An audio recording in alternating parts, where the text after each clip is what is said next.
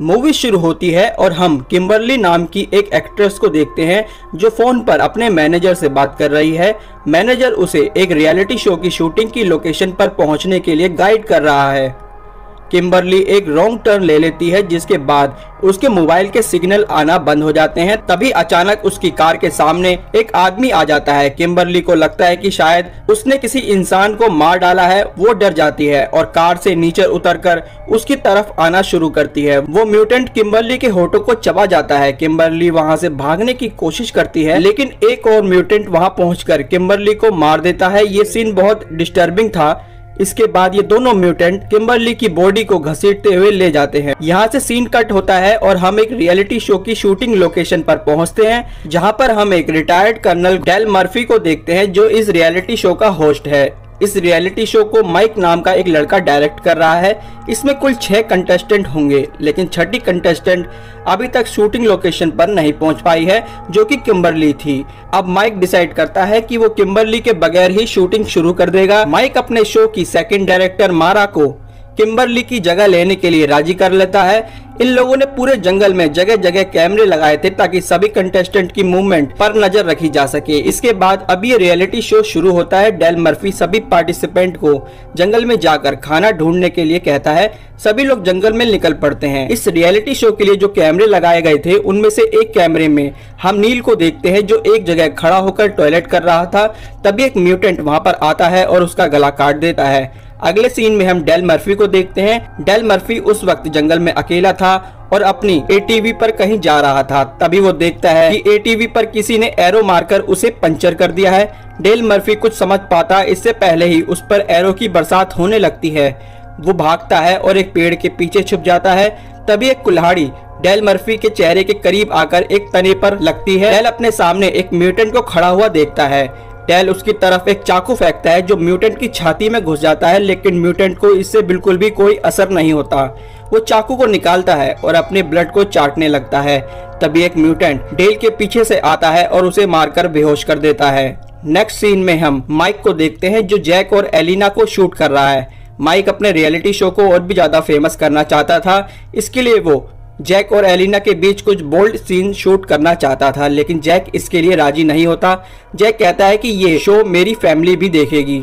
दूसरी ओर एलिना को सभी पार्टिसिपेंट में सबसे ज्यादा फेमस होना था इसलिए वो माइक को फंसाने की कोशिश करती है ताकि उसे स्क्रीन पर और ज्यादा वक्त मिल सके।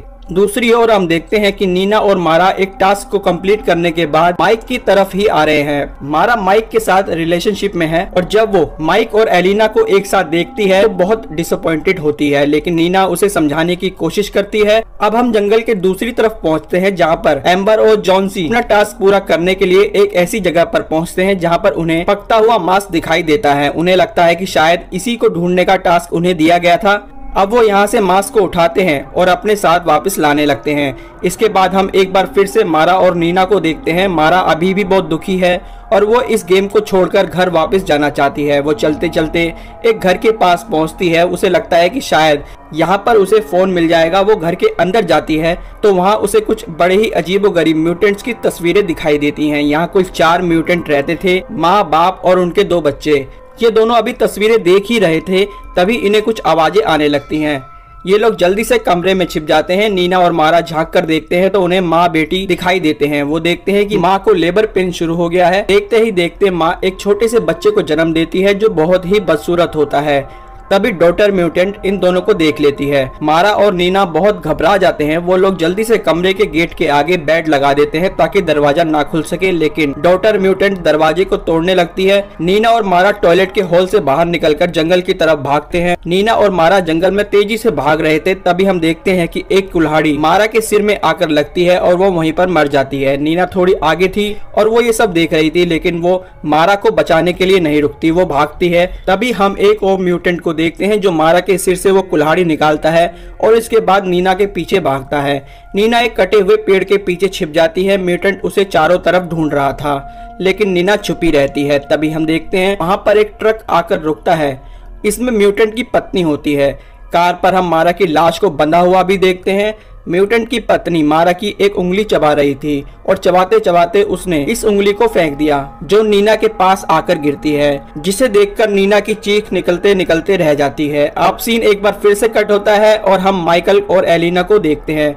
माइकल तो वहां से चला जाता है, एलिना अकेली रह जाती है। हम देखते हैं कि झाड़ियों में से म्यूटेंट का बेटा ये सब कुछ देख रहा था। तभी वहां पर उसकी सिस्टर भी आ जाती है। वो अपने भाई पर बहुत भड़कती है, उसे एलिना पर भी गुस्सा आता है और वो एलिना को एक धारदार हथियार से मार डालती है। सिस्टर म्यूटेंट एलिना को इतनी बुरी तरह से मारती है कि एलिना की स्पाइन भी नजर आने लगती है। अब हम देखते हैं कि डेल मर्फी को होश आ चुका है। डेल मर्फी को एक पेड़ से उल्टे लटकाया गया था।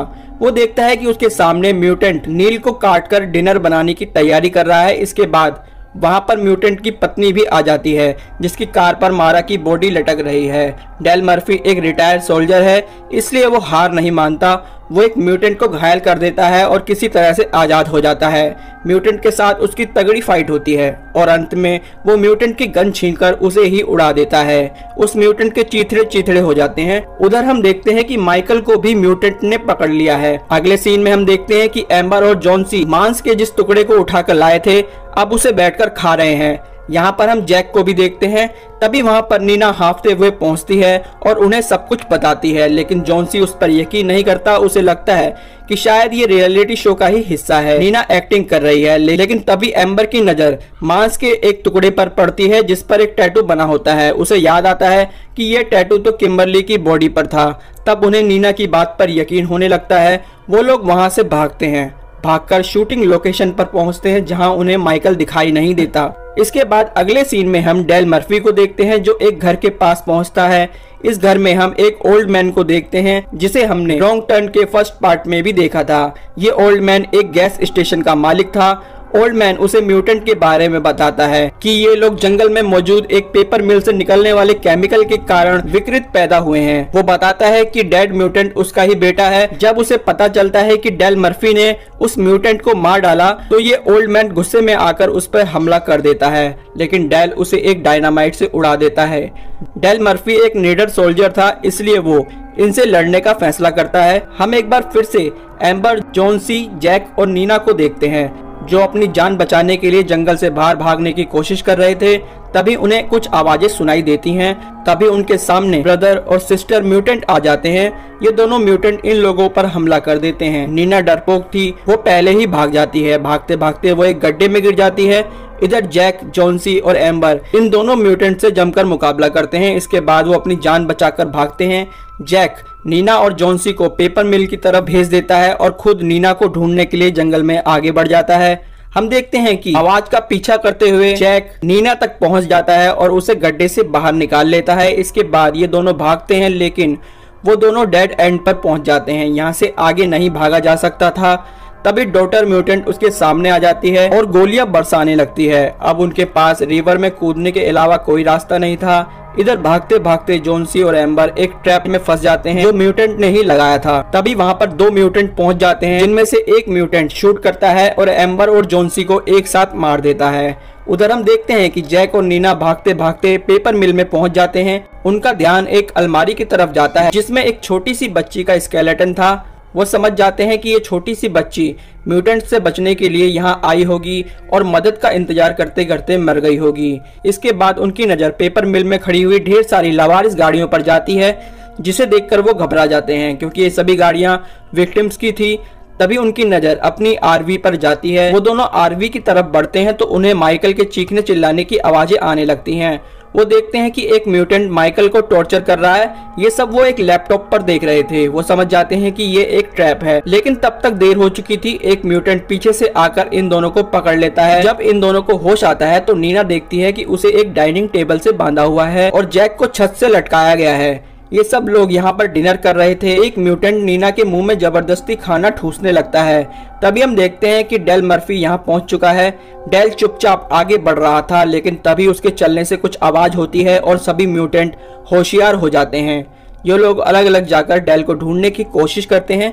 डेल एक सोल्जर है और उसे पता है कि इन लोगों से कैसे लड़ना है। वो सबसे पहले ब्रदर और सिस्टर म्यूटेंट को डायनामाइट से उड़ा देता है। इसके बाद वो नीना और जैक को छुड़वाता है। तभी वहां पर मॉम और डैड म्यूटेंट पहुंच जाते हैं। अपने बच्चों के चीथड़े देखकर वो गुस्से से भर जाते हैं। इसके बाद वो दोनों डेल मर्फी पर एरो से हमला करते हैं। अंत में डेल मर्फी जमीन पर गिर जाता है और बहुत ज्यादा खून बहने के कारण उसकी मौत हो जाती है। इधर नीना और जैक मिल से बाहर भागने की कोशिश करते हैं। नीना तो बाहर भाग जाती है, लेकिन जैक ग्राइंडर वाले कमरे में पहुंच जाता है, जहां उसका सामना एक म्यूटेंट से होता है।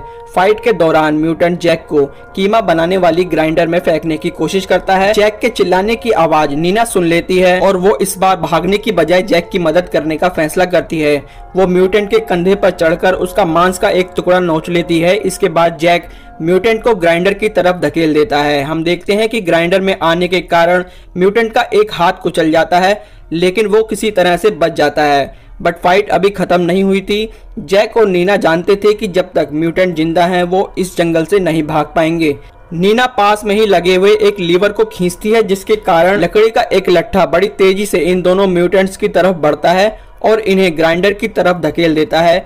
इस सीन में हम देखते हैं कि इन दोनों म्यूटेंट्स का कीमा बन जाता है।